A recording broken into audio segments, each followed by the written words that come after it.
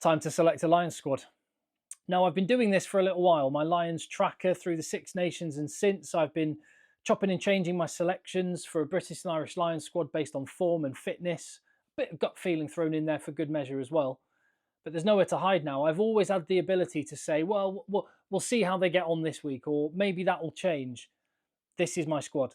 I'm selecting it right now. The 41 men that I would pick if I were Andy Farrell. And I'll be honest, I feel guilty about some of my picks, and they're just fantasy selections. Andy Farrell is going to make many people's year, potentially career, in just a matter of hours from now, and he's going to break a few hearts as well.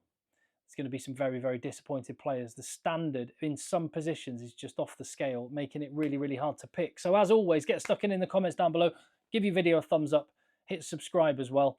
I have selected a squad that is 41 strong, and that's the way I've broken it up. 23 forwards, 18 backs, 9 front row, 9 back row, 5 locks, and in the backs, 3 scrum halves and fly halves apiece, 5 centres, 7 back 3 players. I'm basing this on the squad that was taken in 2017 to New Zealand when it was a similar schedule than the one they've got in Australia. 41 men went on that occasion. It could be a couple fewer, could be a couple more.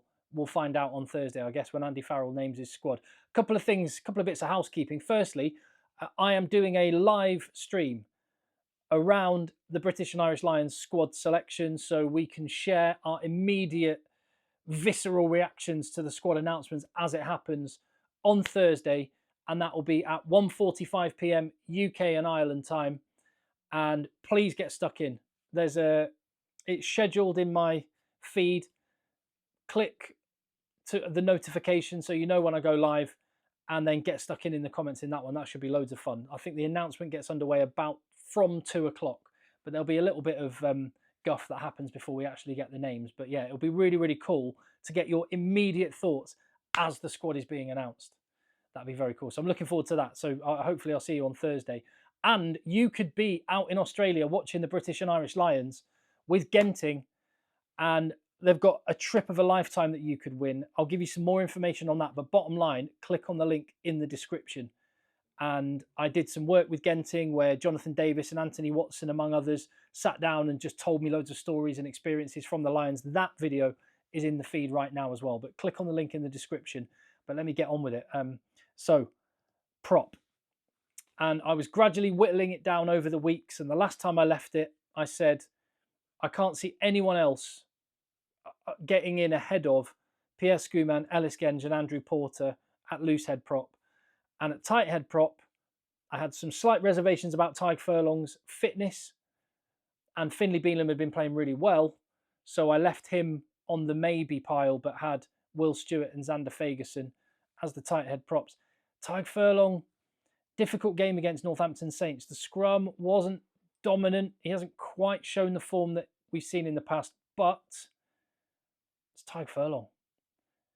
It's Tadhg Furlong. He's been on Lions tours before. He's an absolute warrior. I select him. There will be injuries, and Finlay Bealham would be the next cab off the rank at tight head prop, unless Andy Farrell, of course, decides to take more than the 6 props, because there's midweek games, and all of these props, one of them's going to be playing, one of them would have to be on the bench, and the other one would have to go and warm up and be a travelling reserve on every game. And that's quite a, psychologically as much as anything, that's quite a physical undertaking. You can never, like, really, if you're a prop, you can never have a day or two on the beers, just taking it, taking a back seat a little bit, because you've always got to prepare to play, because one injury in the warm-up and you're in.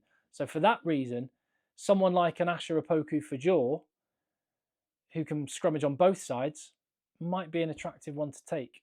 Andrew Porter can scrummage on both sides, so potentially another loose head prop could go. Finlay Bealham, because Tadhg Furlong's not fully fit, could go. It'd be interesting to watch. Anyway, those are the 6 that I've selected. You let me know what you think in the comments down below. Hooker, last I left it, Dan Sheehan, standout selection, and I had Jamie George and Dewi Lake ahead of Ronan Kelleher and Luke Cowan-Dickey. I could totally see Luke Cowan-Dickey going. I could see Ronan Kelleher going. I'm going to stick with the 3 that I've picked for a little while now. I'm going to go with those 3. Lock them in. Lock them in. Those are my hookers if I were picking. Again, for the same reason as the props, another hooker. And this is where, look at like South Africa's squad with guys like Dion Farrell, who can play in the back row but could go hooker. Marco van Staden could, in an emergency, play hooker. Having someone like that would be so useful for the reason that I said. One of these guys is going to be starting every match. One of them's going to be on the bench in every match. One of them's going to have to go and warm up as a travelling reserve in every match. So maybe a fourth hooker. I don't know. We'll see. Don't know how many players Andy Farrell is allowed to take. Second row. The way I left it, Tadhg and Maro Itoje, nailed on. For me, Ollie Chessum, nailed on. Joe McCarthy didn't have his best day for Leinster, but I think there's enough credit in the bank there. And I did pick James Ryan, partly because Scott Cummings, George Martin were injured. David Jenkins, I think, has been really good, but I don't see him getting ahead. Courtney Lawes there as a bit of a left field selection. I'm going to make a change here at the 11th hour. And it's only when you get to this stage, and even though I'm only doing it for a bit of fun, you know, and this isn't the actual selection, still, it's when you're actually faced with it, you suddenly go, what if he was fit?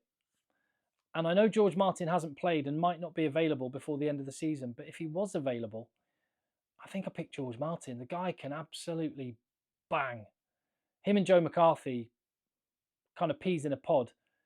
And the other guys can play the loose headlock role a little bit, but I just like the violence of George Martin. So if he was fit and available, I would go with him. If he's not, then I think James Ryan comes back into the fold. So I'll leave James Ryan just about on the shortlist, but greyed out, because those are my 5 locks. Tell me what you think. Let me know. Let's move into the back row. One of the most, maybe the most hotly contested position of them all. And I had 9 spots in my back row. Tom Curry nailed on, and I'd have him in the blindside flanker column, where I've also got Jamie Ritchie.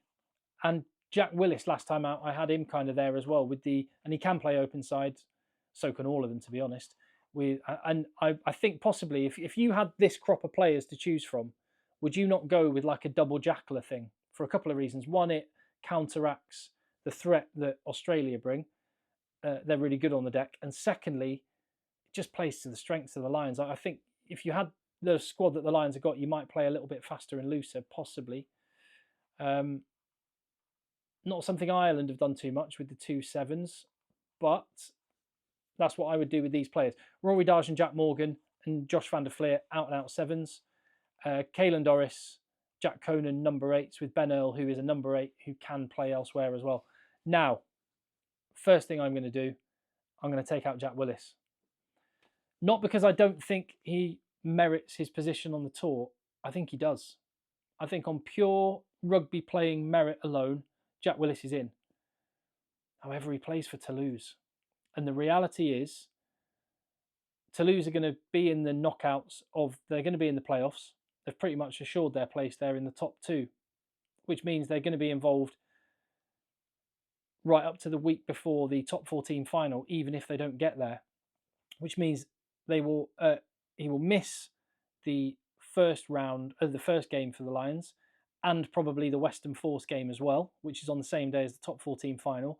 And if he makes the top 14 final, he could well miss the third game too.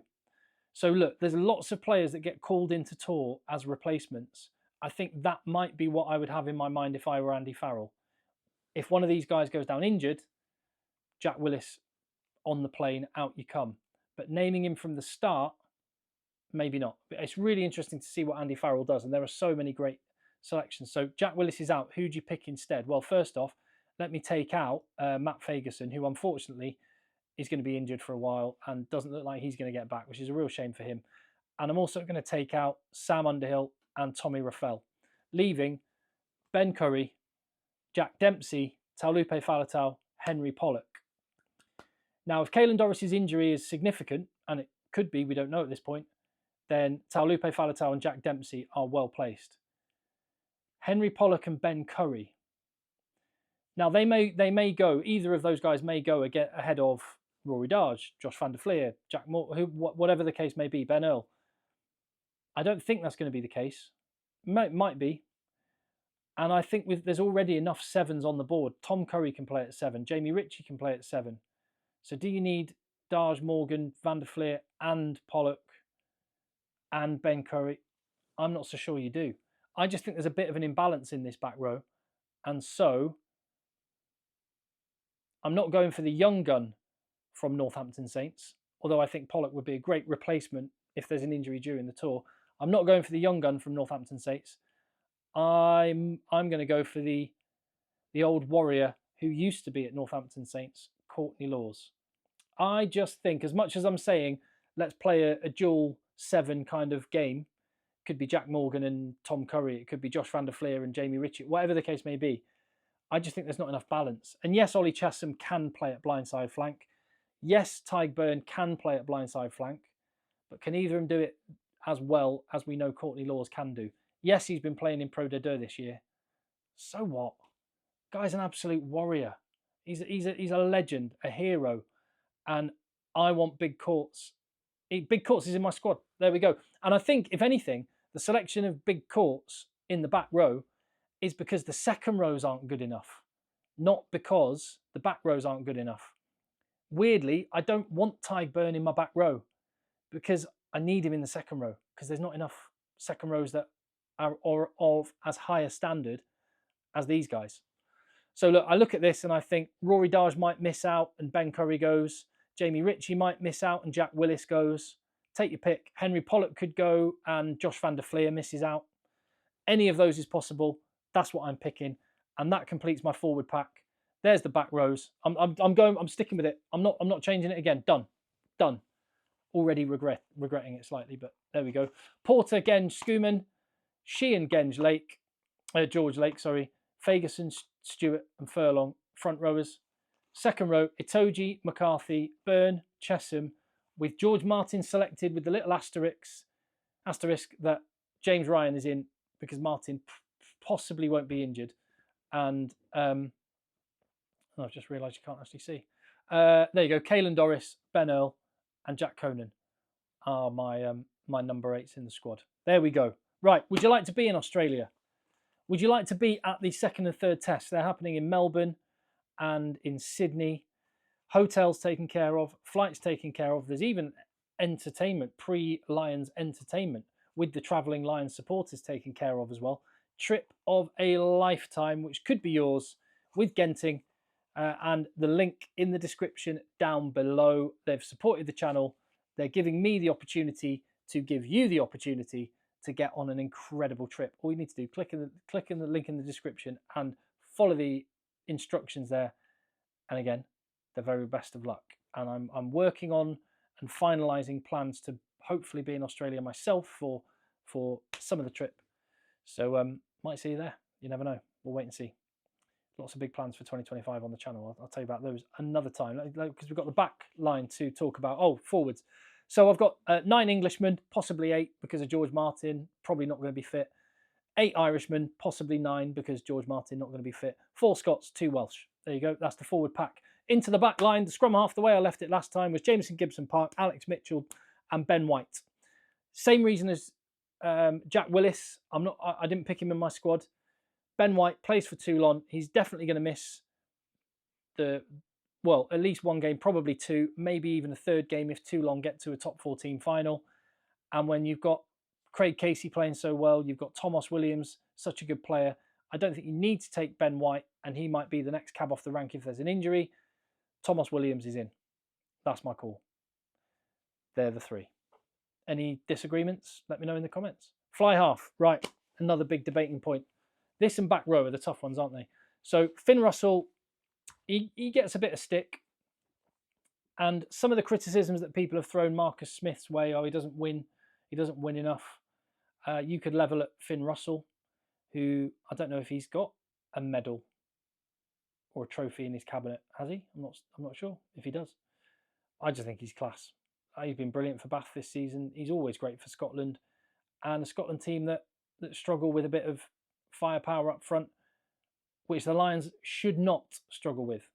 And I think Finn Russell, I think he's got a box of tricks. Marcus Smith and Sam Prendergast was where I left it last time, although I did say I thought the Leinster game wouldn't be the only reason that one player would get picked or not, but it could be very influential. And that Finn Smith, Sam Prendergast decision And I do think the weight has shifted behind Finn Smith now. It's hard not to pick Finn Smith. When you think not just of Leinster away, but in Northampton colours, when you think of them beating Munster away last year, they beat the Bulls away in Pretoria earlier in the season. For England, he looked really good in the Six Nations. Architect of that win against France. Big game player, big game mentality.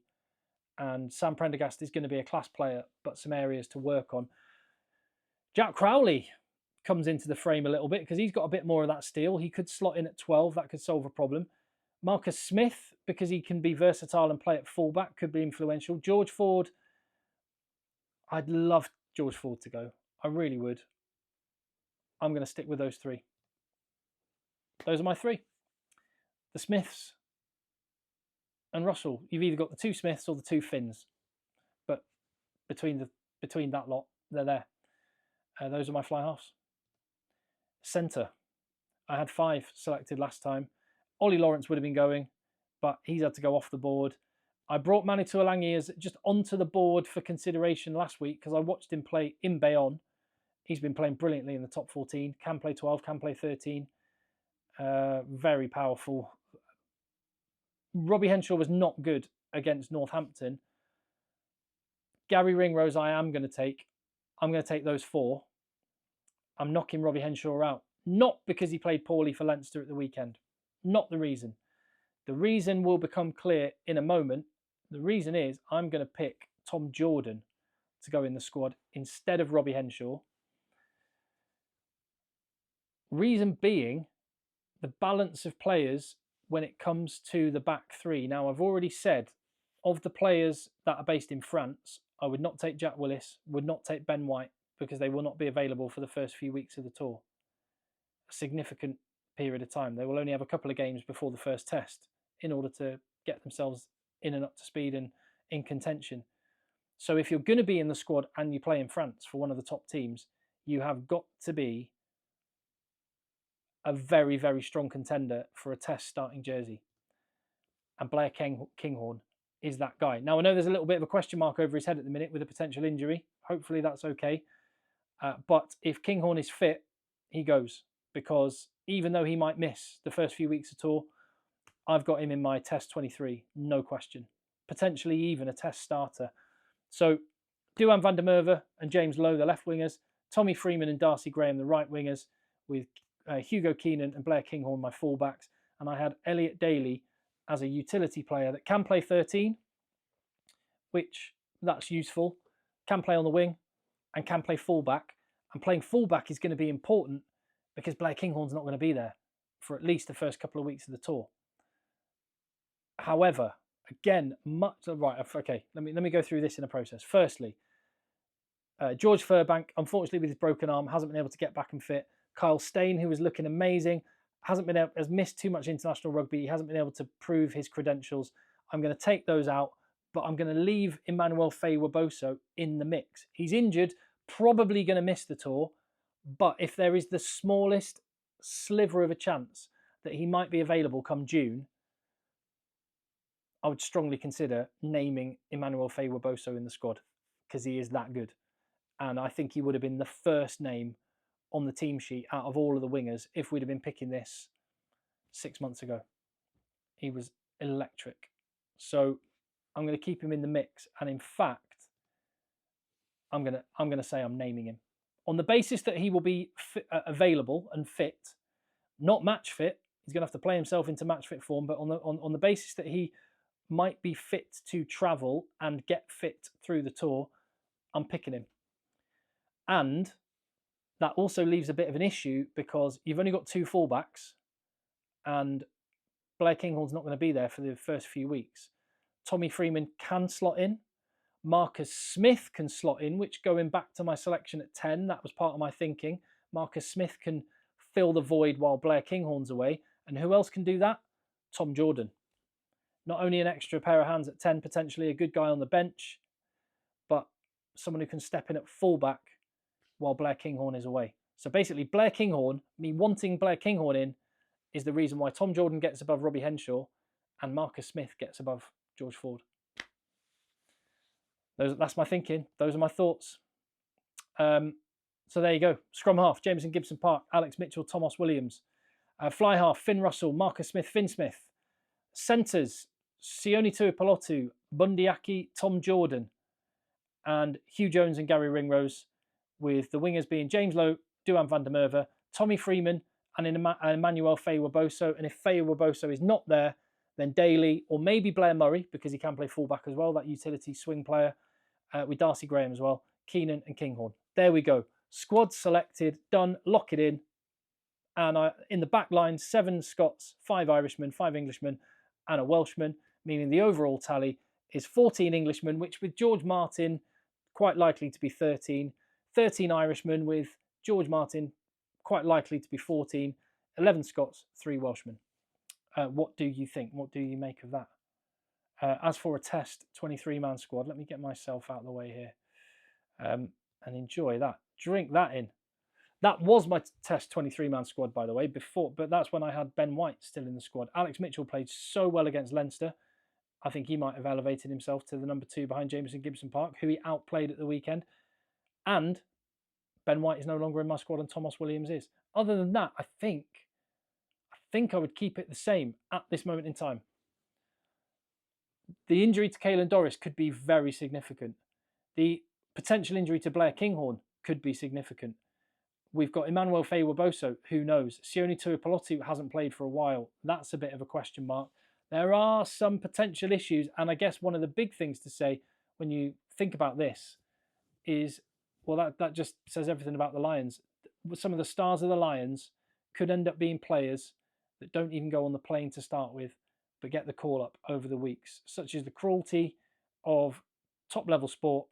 There will be players who have to come home, and there will be players who might make a name for themselves that miss out this Thursday. But bring it on. Like I say, I'm going to be doing a live stream around the announcement of the squad. So make sure you join me Tuesday lunchtime. I'll start that from 1:45 p.m. UK and Ireland time, and it will be in the feed. And then other than that, let me know your thoughts. Give the video a thumbs up and hit subscribe. It's nearly here. It's nearly happening. Bring it on. Oh, yeah, and click the link in the description if you want to win that trip to Australia. Good luck.